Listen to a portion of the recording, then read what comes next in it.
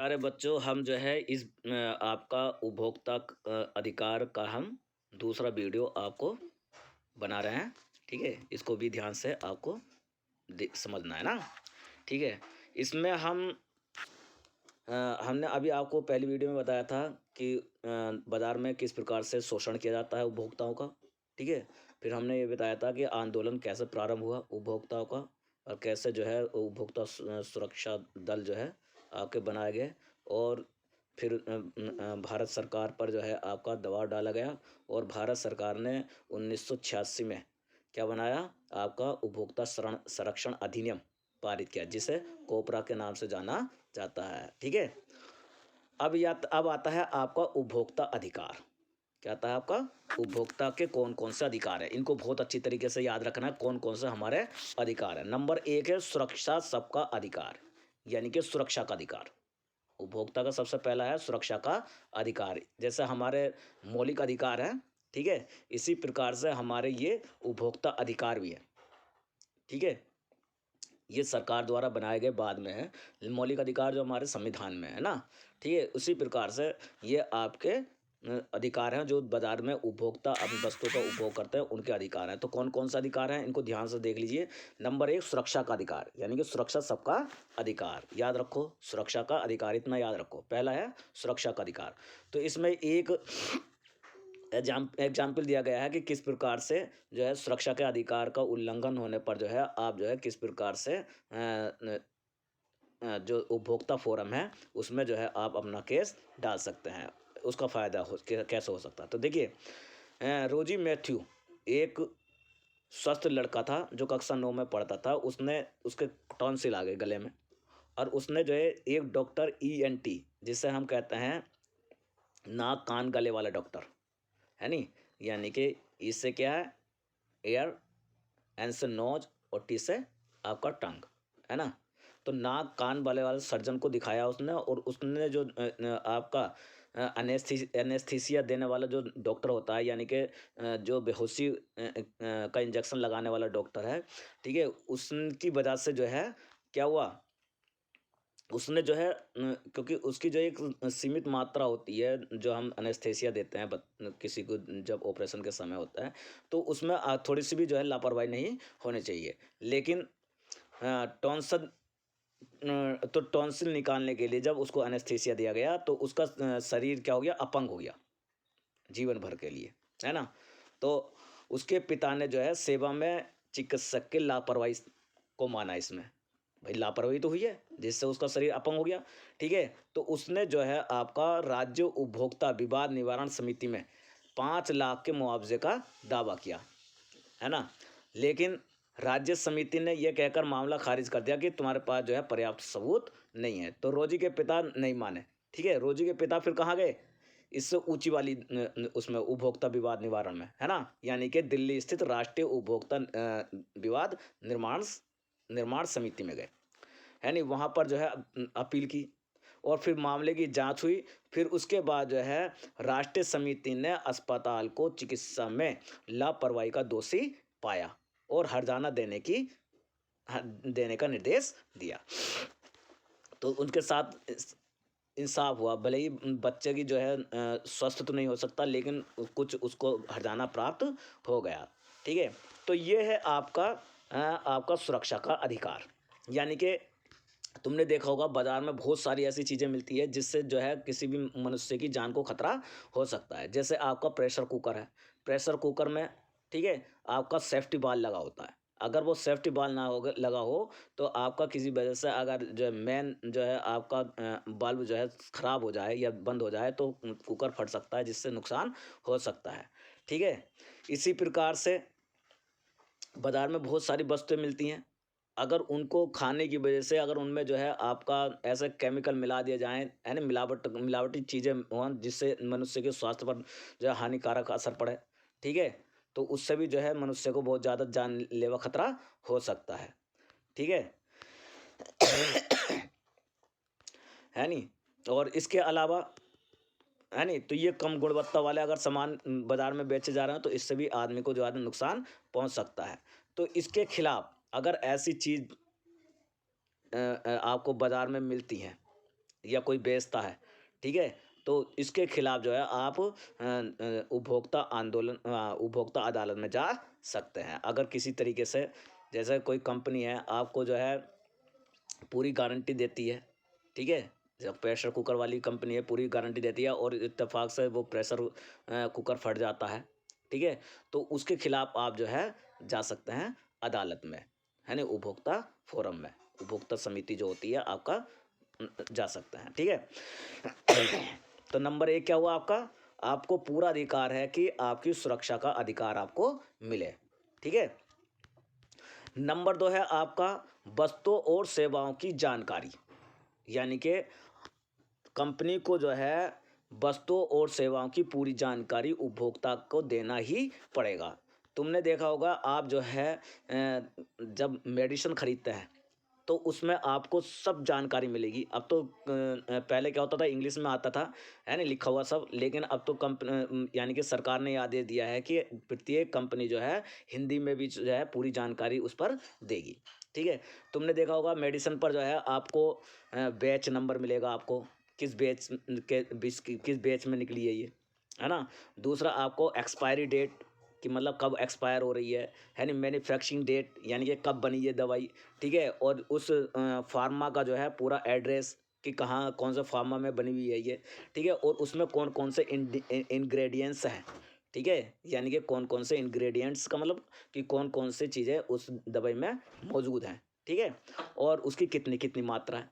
तो तुमने देखा होगा उसका, है ना, तो आपका एमआरपी कितनी है उसकी, है ना, ये सब यानी मैक्सिमम रिटेल प्राइस, ठीक, मैक्सिमम रिटेल प्राइस यानी कि अधिकतम खुदरा मूल्य, ठीक।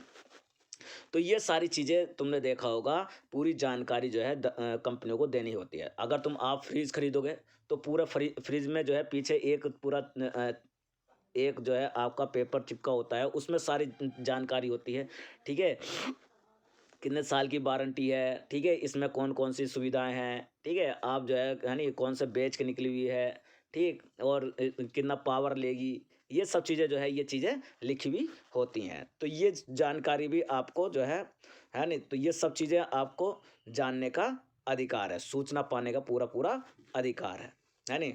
और तुमने देखा होगा कि अगर कोई कंपनी या कोई व्यक्ति जो है अगर सूचना प्राप्त करना चाहे तो भारत सरकार यानी कि 2005 में भारत सरकार ने एक कानून लागू किया था जिसे हम कहते हैं आरटीआई, यानी कि राइट टू इंफॉर्मेशन, यानी कि इंफॉर्मेशन पाने का पूरा पूरा अधिकार।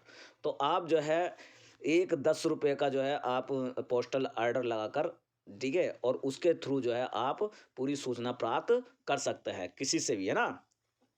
और ये पूरा यानी कि आप सरकारी विभागों और कार्यालयों से भी सूचनाएं प्राप्त कर सकते हैं और सारी कंपनियों वगैरह से भी सूचनाएं प्राप्त कर सकते हैं, ठीक है। और ये आरटीआई कब लागू हुआ, 2005 में, ठीक है। और इसका पूरा नाम क्या है आरटीआई का, राइट टू इंफॉर्मेशन, यानी कि सूचना का अधिकार, है नी, राइट राइट माने अधिकार, है नी, टू इंफॉर्मेशन, इंफॉर्मेशन सूचना, सूचना का अधिकार।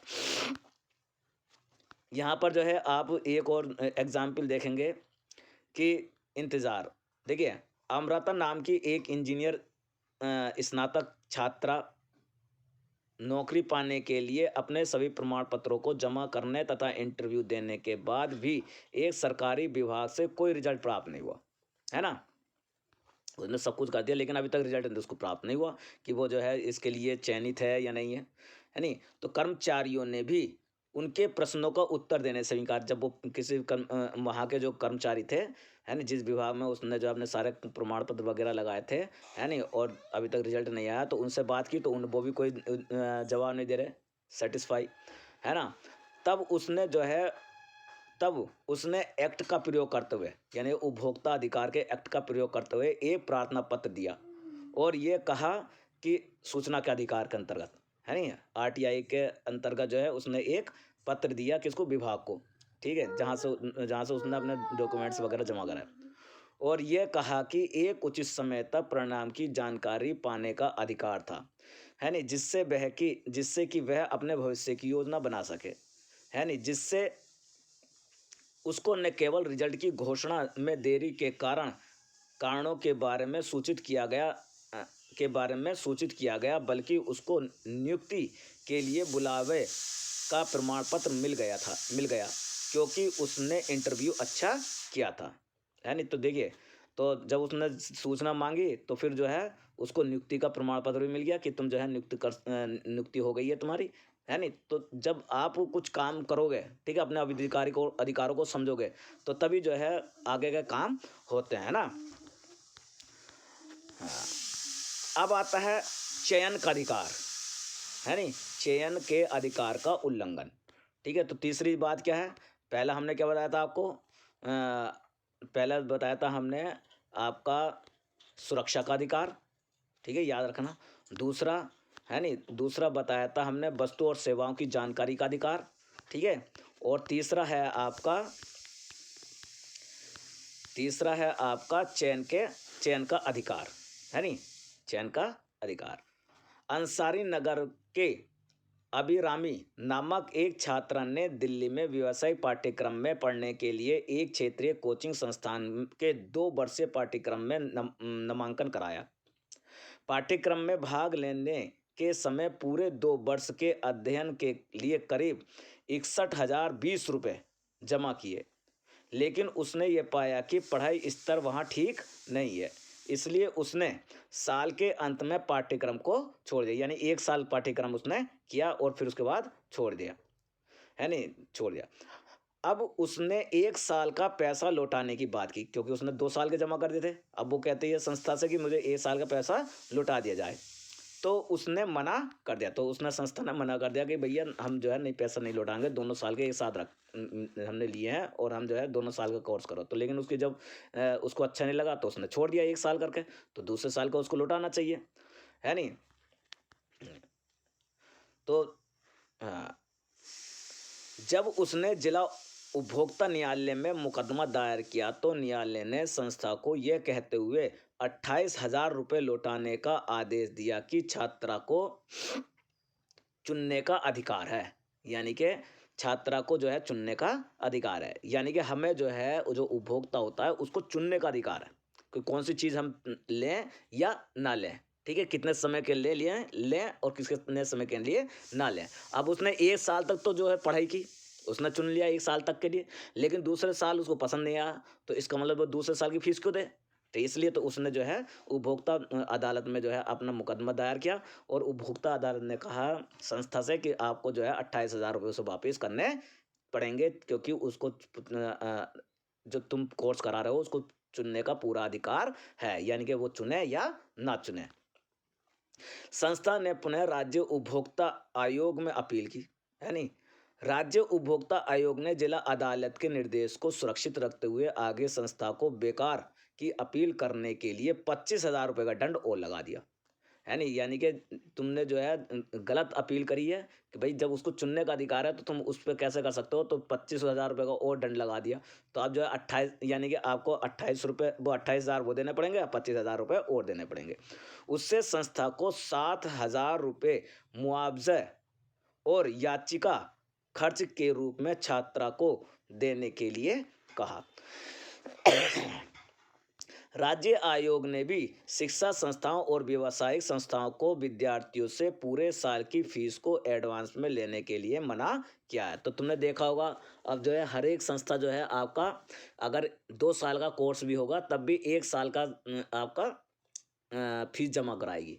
ठीक है, अगर आपका सेमेस्टर वाइज होगा कोर्स तो हर 6 महीने की फीस जमा करवाएगी। एक साथ कोई भी संस्था आपका पैसा नहीं जमा करा सकती। तो अब यहाँ पर आपने देखा अगर ये छात्रा जो है अगर ये सोच लेती हाँ कि छोड़ो क्यों चक्कर में पड़ो, तो उसके जो है ये अधिकार खत्म हो जाता और उसको पैसा भी नहीं मिलता। तो इसलिए हमें जो है तो इस प्रकार से हमें चुनने का पूरा पूरा अधिकार होता है। हम जो है बाजार में जाते हैं, ठीक है, और बाजार में जाने के बाद हम ये देखते हैं कि हमें कौन सा जो है चीज़ हमें चुननी है। ठीक है, हम कौन सी कोई जो है ज़बरदस्ती नहीं कर सकते आप इस चीज़ को खरीदो। ठीक है, हमें चुनने का पूरा अधिकार है। अब तुमने देखा होगा कि अ, जैसे तुम किसी भी शॉप पर जाते होंगे, ठीक है, आप जो है सब चीज़ें देखते हैं, वो बहुत देर तक सब चीज़ें दिखाता रहता है जो आपका विक्रेता है। ठीक है, तो लेकिन आप नहीं खरीदते, है नहीं। अब वो ये थोड़ी कहेगा कि ज़बरदस्ती कि तुमने मुझे इतना परेशान किया जो खरीदो खरीदो खरीदो, है नहीं। ना तुमसे ये कह सकता है कि बहुत से तुमने देखा होगा, बहुत से जो है बहुत सारी चीज़ें दिखाने के बाद जब हम कहते हैं हमें ये अच्छी नहीं लगी है, तो बहुत से क्या कहते हैं, आए साहब वहाँ से है, बहुत हमें परेशान कर दिया। तो ये ऐसा कहना क्या है, गलत है। आप ऐसे ऐसे विक्रेताओं के खिलाफ जो है आप जिला अदालत में जो है अपना केस दायर कर सकते हैं, ठीक है। हाँ, क्योंकि हमें जो है चुनने का पूरा अधिकार है, चाहे हम सुबह से शाम तक जो है उसको देखते रहें दुकान पे, हर चीज़ आगे ना दिखाता रहे वो। अगर हमारी मर्ज़ी नहीं आती है और शाम को हम कहते हैं हमारी मर्ज़ी नहीं है भैया, कोई इसमें कोई हमें पसंद नहीं है, तो हम कर सकते हैं, ठीक है। हमें पूरा अधिकार होता है चुनने का, और ना ही कोई जो है विक्रेता जो है ये कह सकता है कि मैं किसी चीज़ को नहीं दिखा सकता, है ना, अपनी वस्तुओं को, है ना। इन उपभोक्ताओं को न्याय पाने पाने के लिए कहाँ जाना चाहिए? तो देखिए, अब हमने इतने अधिकार बताए, अगर ऐसे अधिकारों का उल्लंघन होता है बाज़ार में, तो हम जो है कहाँ जाएँ? ठीक है? तो अब यहाँ पे देखिए, तो आपका उपभोक्ता को अनुचित सौदेबाजी और शोषण के विरुद्ध कहाँ जाना चाहिए? आपका क्षतिपूर्ति निवारण का अधिकार है। क्षतिपूर्ति एक आपका अधिकार ये है कि क्षतिपूर्ति निवारण का अधिकार, यानी कि जो हमारे साथ धोखा हुआ है, जो हमारा शोषण हुआ है, उससे जो हमें क्षति हुई है, ठीक है? चाहे वो मानसिक क्षति हो, चाहे वो आपका पैसे से संबंधित क्षति हो, ठीक है? हम उसके विरुद्ध जो है, उसके निवारण का अधिकार हमें होता है, ठीक है? उसका निवारण का अधिकार, ठीक? तो पहला अधिकार हमने क्या बताया था आपको? सुरक्षा का अधिकार। दूसरा अधिकार बताया था हमने आपको सेवाओं और वस्तुओं की जानकारी का अधिकार। और तीसरा अधिकार बताया था हमने आपको चयन का अधिकार। और चौथा अधिकार है हमारा आपका क्षतिपूर्ति निवारण का अधिकार, ठीक है। तो इसके लिए जो है भारत सरकार ने जो है निचले स्तर से लेकर, है नहीं, केंद्र स्तर तक कई सारे जो है आपके न्यायालय खोले हैं,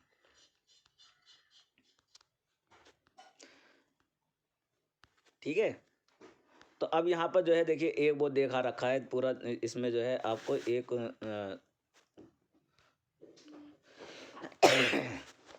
देखिए इसमें आपका चित्र में जो है पूरा एक नाटक रूप से दिखा रखा है।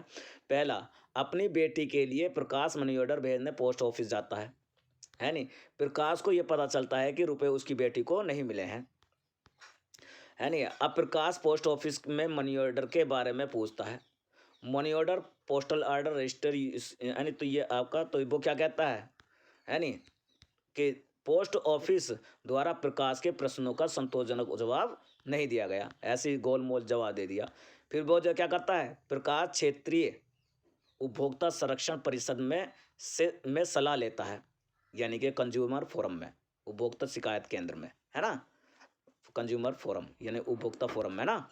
और फिर प्रकाश तब एक नज़दीकी उपभोक्ता अदालत में मुकदमा दर्ज करने जाते हैं और अदालत के ऑफिस से रजिस्ट्रेशन फॉर्म लेते हैं। अदालत पूरे पक्ष को नोटिस भेजती है, दूसरे पक्ष को नोटिस भेजती है, यानी कि फिर वो क्या करता है, एक उपभोक्ता अदालत में मुकदमा दर्ज करता है, एक रजिस्ट्रेशन फॉर्म भरता है, ठीक है, वो जमा करता है। फिर अदालत जो है दूसरे पक्ष को जो है यानी पोस्ट ऑफिस को जो है क्या करती है, आपका नोटिस भेजती है कि ये बात है और ऐसा क्यों हुआ।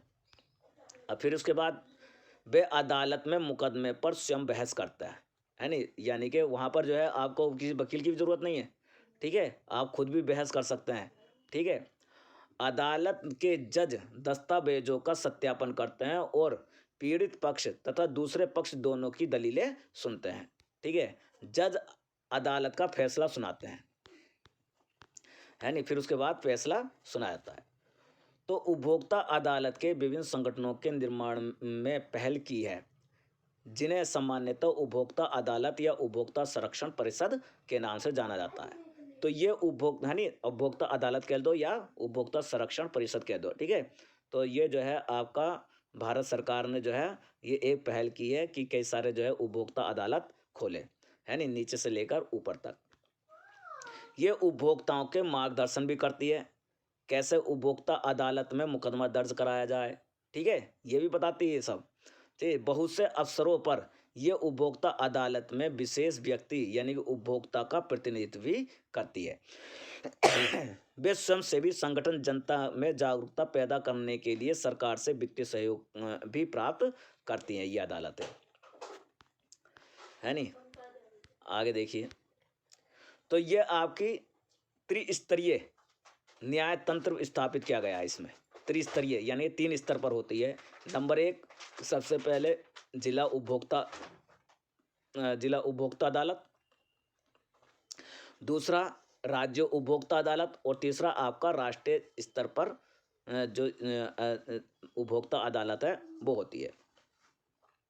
आपको अगर जिला स्तर के निर्णय से आप जिला स्तर उपभोक्ता अदालत के निर्णय से आप संतुष्ट नहीं है तो राज्य स्तर के उपभोक्ता अदालत पर जा सकते हैं और फिर राष्ट्रीय उपभोक्ता अदालत पर जा सकते हैं। लेकिन इसमें जो है आपका ये भी दे रखा है कि आप कितने पैसे के दावे को, ठीक है, कितने रुपए के दावे वाले दावे को जो है किस किस अदालत में आप लेकर जा सकते हैं, नहीं। अगर 1 करोड़ तक के दावे से संबंधित मुकदमे पर विचार करती है कौन सी, आपकी जिला अदालत। जिले में जो जिला उपभोक्ता अदालत है वो कितने करोड़ तक के रुपए पर करोड़ तक के दावे पर मुकदमे पर विचार करती है, 1 करोड़। और राज्य स्तर की जो जिला अदालत है वो उपभोक्ता अदालत है, ठीक है, ये आपकी 1 करोड़ से 10 करोड़ तक के दावों पर जो है अपना मुकदमा पर विचार करती है। और राष्ट्रीय अदालत जो है आपकी 10 करोड़ से ऊपर के जो दावेदारी है उस पर उसके मुकदमे को देखती है। तो जैसे हमने अभी बताया था कि यदि मुकदमा जिला स्तर से न्यायालय जिला उपभोक्ता अदालत खारिज कर देती है तो आप जो है राज्य स्तर की अदालत में जा सकते हैं, और राज्य स्तर की अदालत खारिज कर देती है तो आप राष्ट्रीय स्तर की अदालत में जा सकते हैं। इस प्रकार से जो है आपका प्रतिनिधित्व का अधिकार भी आपको मिलता है। उपभोक्ता न्यायालय में प्रतिनिधित्व का अधिकार भी आपको मिलता है, ठीक है। तो आपका एक ये भी अधिकार हो गया आपका, ठीक। अब आता है जागरूक उपभोक्ता बनने के लिए आवश्यक बातें, यानी कि हमें जो है जागरूक उपभोक्ता बनना चाहिए और उसके लिए हमें निम्न बातों का ध्यान रखना चाहिए। नंबर 1, वस्तु और सेवाएं खरीदते वक्त उपभोक्ताओं के रूप में अपने अधिकारों के प्रति सचेत रहना है। जो हमने आपको 4-5 अधिकार बताए हैं, ठीक है, उनके प्रति सचेत रहना है, ठीक है। और हमें अच्छे और बुरे में फर्क करना आना चाहिए, है ना। और उसमें भी अच्छे और बुरे में भी हम श्रेष्ठ को चुनना हमारा अधिकार है। एक जो जागरूक उपभोक्ता है, ठीक है, उसके अंदर निपुणता होनी चाहिए और ज्ञान होना चाहिए, ठीक है। हाँ, हम अधिकारों के प्रति सचेत कैसे हों इस बात का हमें ज्ञान होना चाहिए और हमें अंदर जागरूकता होनी चाहिए, है नहीं। तो हमें किसी भी भ्रामक विज्ञापन से दूर रहना चाहिए, ठीक है। कोपरा अधिनियम के केंद्र और राज्य सरकारों ने उपभोक्ता मामलों के लिए अलग विभाग को स्थापित करने में मुख्य भूमिका अदा की है कोपरा ने। आज जो विज्ञापन आप जो विज्ञापन दे चुके हैं वे एक उदाहरण है जिसके द्वारा सरकारी कानूनी प्रक्रिया के बारे में नागरिकों को अवगत कराती है, जिसका प्रयोग वे कर सकते हैं। तुमने देखा होगा कि जो आपका सरकारी चैनल है यानी डीडी न्यूज़ वगैरह, इनमें जो है आपका सरकार की तरफ से जो है विज्ञापन आते हैं कि जागो ग्राहक जागो, तो उसमें बहुत सारी चीज़ों को आपको दिखाया जाता है कि मतलब हम किस प्रकार से बाज़ार में जो हमारे साथ वो होता है उससे हम बच सकते हैं, ठीक है। अब आता है आपका कुछ ISI एंड एग मार्क होते हैं, यानी कि आपके कुछ स्टैंडर्ड मार्क होते हैं, ठीक है, जिनको जो है भारत सरकार जो है क्या करती है, अलाउ करती है उसकी गुणवत्ता की वस्तु की गुणवत्ता के आधार पर, ठीक है नहीं। और उस वस्तु की गुणवत्ता के आधार पर जो है जैसे ISI मार्क है, तुमने देखा होगा कि प्रेशर कुकर में ISI मार्क लगा हुआ होता है, तो इसका मतलब वो जो है आपका गुणवत्ता में खरा है, ठीक है। ऐसे सोने पर भी होते हैं मार्क, जिसे हम एक मार्क कहते हैं ना, ठीक है। और खाने की वस्तुओं पर भी आपके कुछ मार्क्स लगे होते हैं, स्टैंडर्ड चिन्ह लगे होते हैं ना, जो भारत सरकार द्वारा निर्धारित होते हैं। ठीक है, तो उससे हमें जो है पता चल जाता है कि ये वस्तु कितनी गुणवत्ता युक्त है। तो विभिन्न वस्तुओं को खरीदते समय आपको इन चीज़ों का भी ध्यान रखना होता है। जैसे ISI मार्क लगा हुआ है या नहीं लगा हुआ, एग मार्क लगा हुआ है नहीं, एग मार्क कहाँ होता है? आपका जो खाने-पीने की वस्तु पर होता है। हॉल मार्क जो होता है आपका सोने की चीज़ों पर, जो सोने पर जो लगा हुआ मार्क होता है, निशान होता है, चिन्ह होता है, उसे हॉल मार्क कहते हैं। ठीक है? ये लोगो होते हैं ना। जब उपभोक्ता कोई वस्तु या सेवाएं खरीदता है तो वो इन लोगों यानी शब्द चिन्हों यानी प्रमाण चिन्हों को अच्छी तरह से गुणवत्ता सुनिश्चित करने में मदद करते हैं। ठीक है, यानी ये चीज़ें लगी होंगी तो इसका मतलब अच्छी है, ये चीज़ें है ना, गुणवत्ता युक्त हैं। ऐसे संगठन जो अनुवीक्षण तथा प्रमाण पत्रों को जारी करते हैं, उत्पादकों को उनके द्वारा श्रेष्ठ गुणवत्ता पालन करने की स्थिति में शब्द चिन्ह यानी लोगों को प्रयोग करने की अनुमति देता है। यानी कि जब ऐसे संगठन है नहीं जो ये प्रमाण पत्र जारी करते हैं कि हमारी चीज़ जो है इन इन चीज़ों पर खरी उतरती है, और ये जो है हम जो है इसकी जो है गारंटी देते हैं, तो ऐसे लोगों के लिए जो है ये लोगो दे दिए जाते हैं, और इन लोगों को जो है वो अपने उत्पाद पर लगाकर जो है उसको बाज़ार में उतारते हैं। इससे जो है ग्राहकों को जो है चीज़ों को खरीदने में आसानी हो जाती है।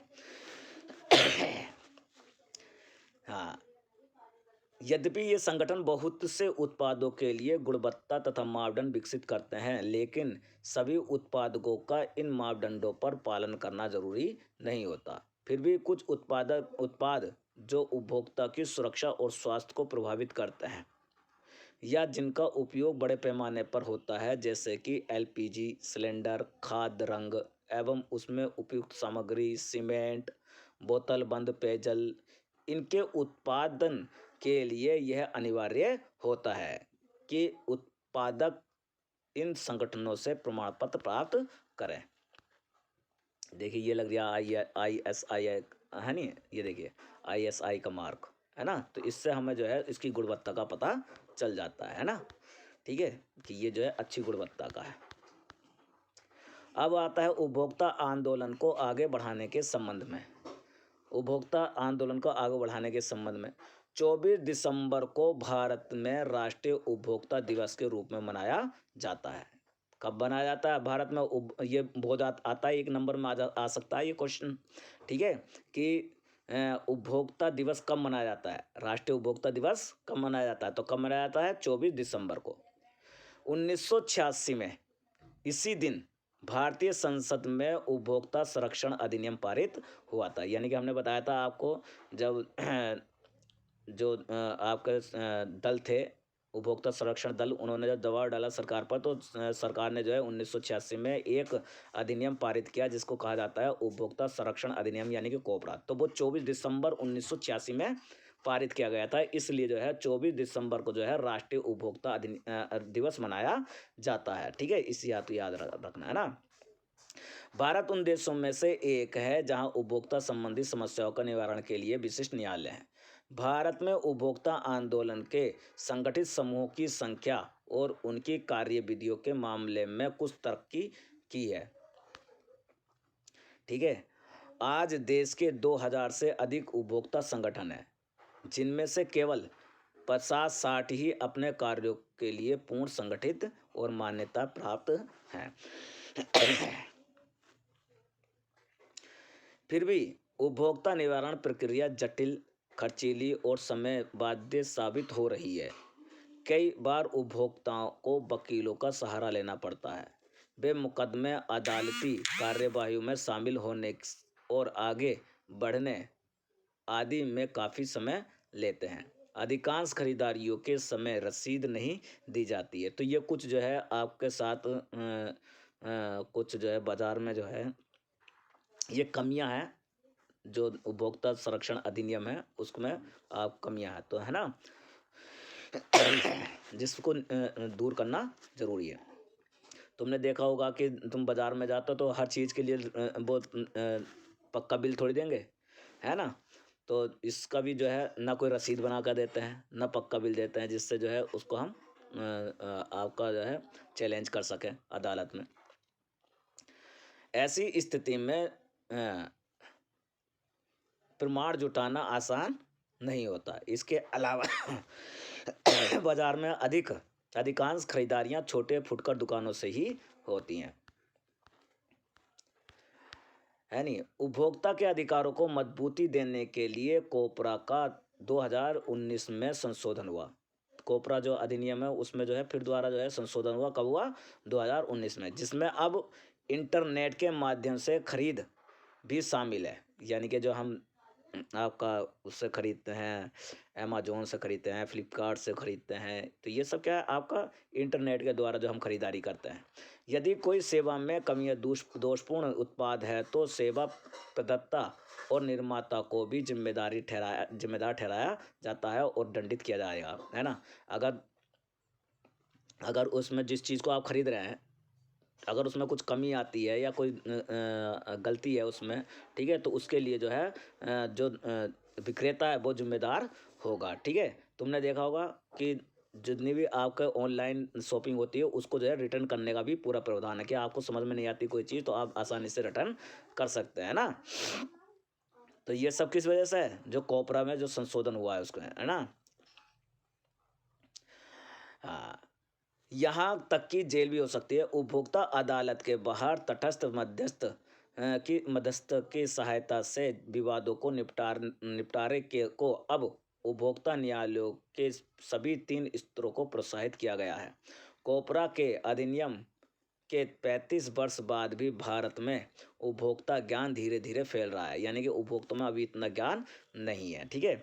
अब तुम पढ़ रहे हो तो तुम्हें ज्ञान मिल गया, लेकिन जो पढ़े हुए नहीं हो उनको इस बात का ज्ञान नहीं होगा, पूछ के देखना तुम, है ना। तो इसलिए बहुत ज़रूरी है पढ़ना, है ना। हाँ, श्रमिकों के हितों की रक्षा के लिए कानूनों के लागू होने के बावजूद खास तौर पर असंगठित क्षेत्रों में कमज़ोर हैं।